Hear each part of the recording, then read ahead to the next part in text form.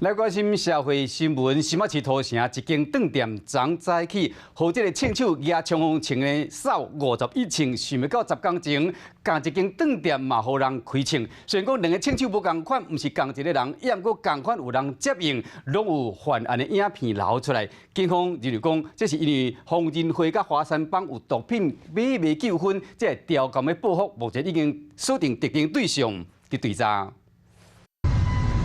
穿乌衫的查甫人上阵这间饭店后一秒，对着铁门连续开3枪，搁走转去接应的轿车，规个过程拢互录落来，甚至抛上网络。社工林邦桥华山帮败坏公司的名气来重温公司，搁唔敢承认，这个态度是真苍秋。位在土城四川路这间当铺才被枪手当街扫射51枪，没想到早在10天前就有黑衣人持枪攻击。警方勘查3个弹着点没有被贯穿，研判是空气枪可能性比较高。那身为居民，我们一定会担心啊。如果说走在路上被扫到的话，那也是很害怕呢。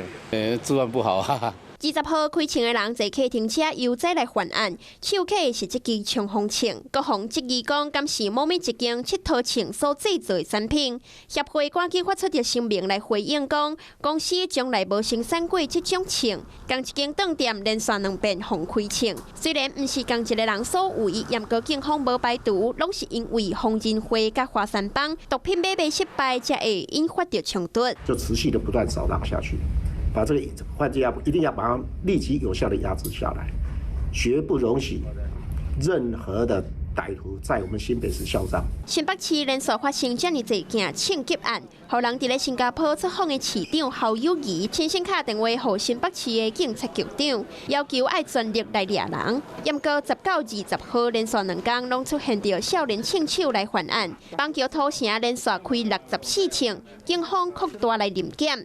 不过帮派为着利益的纠纷，伫大马路开枪是无得惊，不过已经互居民看甲是心惊胆吓。